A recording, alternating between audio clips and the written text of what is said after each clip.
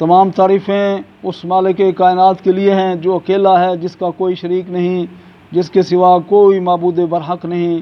انگنت درود و سلام ہو ہمارے پیارے نبی محمد مصطفیٰ صلی اللہ علیہ وسلم کی ذات اقدس پر کہ جن کو رب کائنات نے رحمت للعالمین بنا کر کے بھیجا۔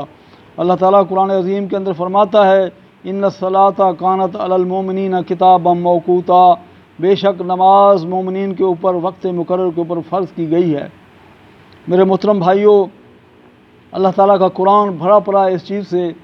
اللہ تعالیٰ نے ہر جگہ کافی جگہوں پر اللہ تعالیٰ نے حکم دیا ہے وَأَقِیمُوا الصَّلَاةَ کہ نماز کو قائم کرو۔ اور حدیث مبارکہ کے اندر آتا ہے، بخاری و مسلم کی روایت ہے، ان عبداللہ بن عمر رضی اللہ عنہما قال سمعت رسول اللہ صلی اللہ علیہ وسلم یقول بنی الاسلام علی خمس شہادت اللہ الہ الا اللہ وان محمد رسول اللہ وإقام الصلاۃ وإیتاء الزکاۃ والحج وصوم رمضان، رواہ البخاری و مسلم۔ عبداللہ بن عمر رضی اللہ عنہما سے روایت کرتے ہیں کہ اللہ کے نبی صلی اللہ علیہ وسلم کو میں نے یہ فرماتے ہوئے سنا ہے کہ دین اسلام کی بنیاد 5 چیزوں پر ہے۔ شہادت، اس بات کی گواہی دینا کہ اللہ کے سوا کوئی معبود برحق نہیں اور محمد صلی اللہ علیہ وسلم اللہ کے رسول ہیں، نماز کو قائم کرنا، زکوٰۃ ادا کرنا اور بیت اللہ کا حج کرنا جو استطاعت رکھتا ہو، اور رمضان کے روزے رکھنا۔ یہ بخاری و مسلم کی روایت ہے۔ تو میرے دوستو، نماز بہت ایک اہم عبادت ہے کہ جس کے اندر رکوع ہے، سجدہ ہے اور قیام ہے، اور بدنی عبادت کی چوٹی کی جو عبادت ہے وہ نماز ہے۔ اس کی بہت بڑی فضیلت ہے، اور ابو ہریرہ رضی اللہ تعالیٰ عنہ سے روایت ہے کہ اللہ کے نبی صلی اللہ علیہ وسلم نے صحابہ کو فرمایا کہ اگر تمہارے گھر کے سامنے کسی گھر کے سامنے نہر بہتی ہو اور اس میں وہ 5 وقت نہائے تو کیا اس کے میل کچیل اس کے بدن پر باقی رہے گی؟ تو صحابہ کرام نے کہا نہیں۔ تو آپ صلی اللہ علیہ وسلم نے فرمایا کہ نماز بھی اس طریقے سے ہے، جو 5 وقت کی نماز ادا کرتا ہے اس کے سارے گناہ اللہ تعالیٰ اس طریقے سے اس کے گناہوں کو اللہ تعالیٰ مٹا دیتا ہے۔ اللہ تعالیٰ نے قرآن عظیم کے اندر بہت ساری جگہوں کے اوپر فضیلت بیان کی ہے نماز پڑھنے والوں کی، اور جس کے اندر نیک لوگوں کی ایک سورۃ مومنون کے اندر اللہ تعالیٰ شروع میں فرماتا ہے قد افلح المؤمنون الذین هم فی صلاتهم خاشعون، کہ تحقیق مومنین نے فلاح پائی، وہ مومن جو نماز کو خشوع اور خضوع سے ادا کرتے ہیں، یعنی کہ جب سامنے اللہ کے سامنے کھڑے ہوتے ہیں تو ان کو پتہ ہوتا ہے کہ میں کیا پڑھ رہا ہوں اور کس ہستی کے سامنے کھڑا ہوا۔ اور پھر آگے صفات بیان کی ہیں کہ وہ لغویات سے منہ موڑ لیتے ہیں، وہ زکوٰۃ ادا کرتے ہیں، اپنی شرم گاہوں کی حفاظت کرتے ہیں، اور اس طریقے سے وہ اپنے عہد و پیمان کا پاس کرتے ہیں۔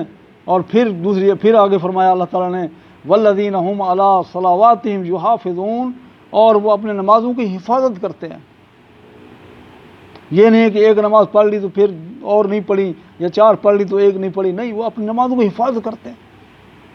اولئک هم الوارثون الذین یرثون الفردوس هم فیہا خالدون، کہ وہ وارث ہیں جنت کے، جنت فردوس کے وارث ہیں، اور جہاں وہ ہمیشہ رہیں گے۔ اللہ اکبر۔ میرے دوستو، نماز کو قائم کرنا ہے، نماز کو پڑھنے کا اللہ تعالیٰ نے حکم دیا، نماز کو قائم کرنے کا اللہ نے حکم دیا ہے۔ نماز قائم کس طریقے سے ہوگی؟ اس کے اندر 5 چیزوں کا آپ نے خیال رکھنا ہے۔ سب سے پہلی چیز یہ ہے کہ نماز آپ پڑھ رہے ہیں تو خالص اللہ کی رضا کے لیے ہو، کسی کا دکھاوا، نمود و نمائش نہ ہو۔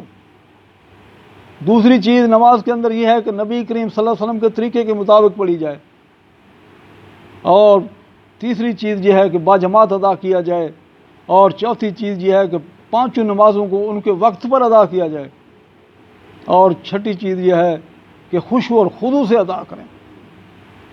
اور یہ ہے کہ تمام نمازوں کو پڑھنا ہے، یہ نہیں کہ ایک پڑھ لی تو پھر 2 چھوڑ دی، نہیں، 5 وقتوں کو آپ کی نمازوں کو آپ نے پابندی سے پڑھنا ہے، اور اس طریقے سے آپ نے پڑھنا ہے اللہ کی رضا کے لیے، نبی صلی اللہ علیہ وسلم کے طریقے کے مطابق، اور باجماعت ادا کریں، تمام نمازیں ادا کریں، اور تمام نمازوں کو وقت کے اوپر ادا کریں، اور تمام نماز خشوع اور خضوع سے ادا کریں۔ یہ نماز کو قائم کرنا ہے۔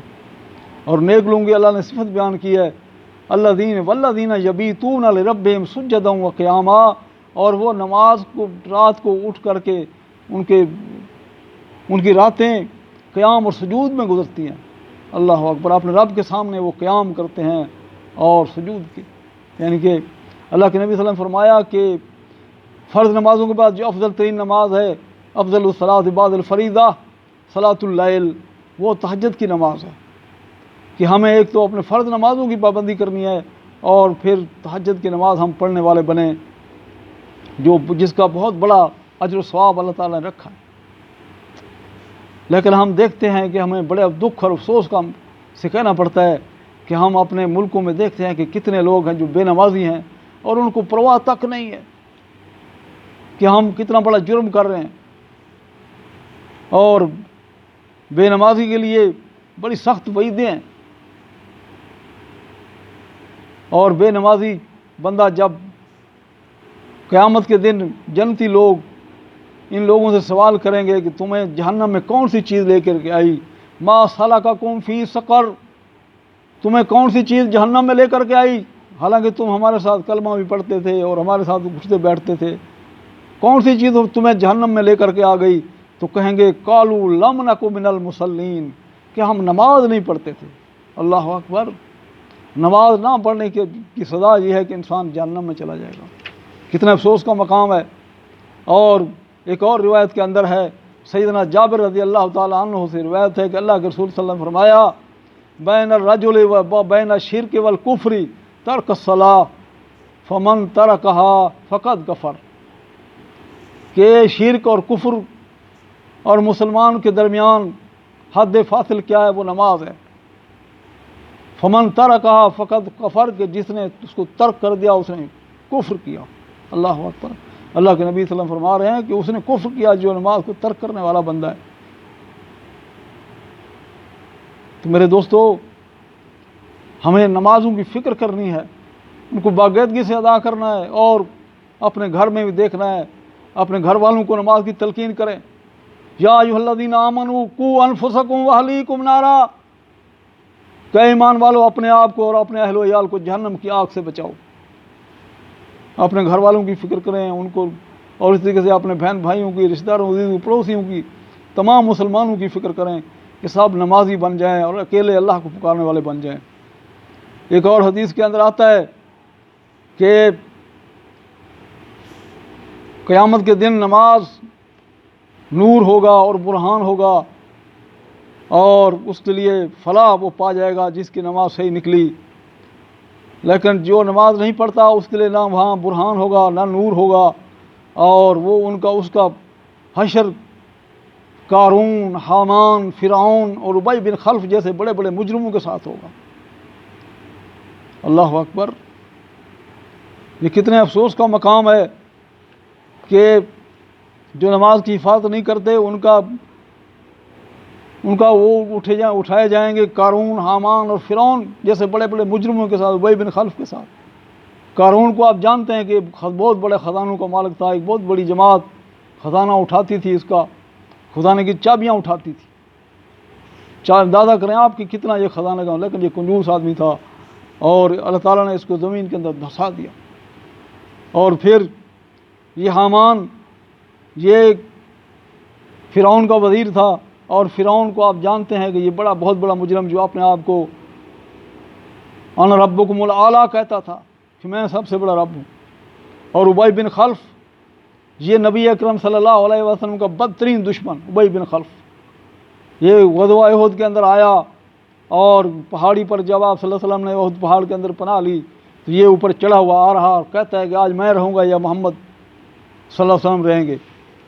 تو اللہ کے نبی صلی اللہ علیہ وسلم نے کے پاس ایک تیر سعد بن ابی وقاص سے لیا، اور تیر کی انی بھی نہیں تھی، اور آپ صلی اللہ علیہ وسلم نے وہ تیر اس کے اوپر چلایا اور اس کو وہ گردن پہ لگا، اور حالانکہ وہ زخمی بھی نہیں ہوا تھا لیکن وہ بیل کی طرح آواز نکالتا تھا، کہتا آج مجھے محمد نے ہلاک کر دیا ہے، اور چیختا تھا کہ پوری دنیا کا جو ہے، لوگ کہتے ہیں کہ تمہیں زخمی نہیں ہوئے، تمہیں کیا ہو گیا ہے؟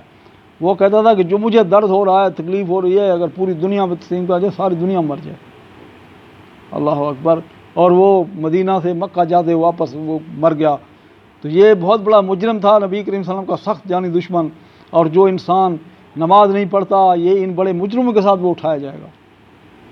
تو ہمیں چاہیے کہ ہم نماز کی فکر کریں، نمازوں کی پابندی کریں اور ان کو خشوع اور خضوع سے ادا کریں اور نمازوں کو قائم کرنے والے بن جائیں۔ اللہ تعالیٰ سے دعا ہے کہ اللہ تعالیٰ ہمیں صحیح معنی میں مسلمان بنا دے اور ہمیں پکا اور سچا نمازی بنا دے۔ اور اپنے گھر والوں کی میں پھر آپ سے ریکویسٹ کرتا ہوں، اپنے گھر والوں کی فکر کریں، ان کو نماز کی پابندی کروائیں ان سے، اور اس طریقے سے اپنے بہن بھائیوں اور رشتہ داروں عزیزوں کو۔ بڑا افسوس کا مقام ہے، دیکھتا ہوں کہ کتنے لوگ ہیں کہ جو بے نماز ہیں، پرواہ تک نہیں ہوتی۔ اور رمضان کے اندر لوگ ایسے بدبخت بھی دیکھے ہیں کہ جو رمضان میں روزہ رکھ لیتے ہیں لیکن نماز نہیں پڑھتے۔ کتنا بڑا دکھ کا افسوس کا مقام ہے۔ اللہ تعالیٰ سے دعا ہے کہ اللہ تعالیٰ ہمیں پکا نمازی بنا دے اور ہمیں صحیح طریقے سے نبی اکرم صلی اللہ علیہ وآلہ وسلم کے طریقے کے اوپر چلنے والا بنا دے۔ اللہ تعالیٰ ہمیں جہنم سے بچائے، تو بہت بری جگہ ہے۔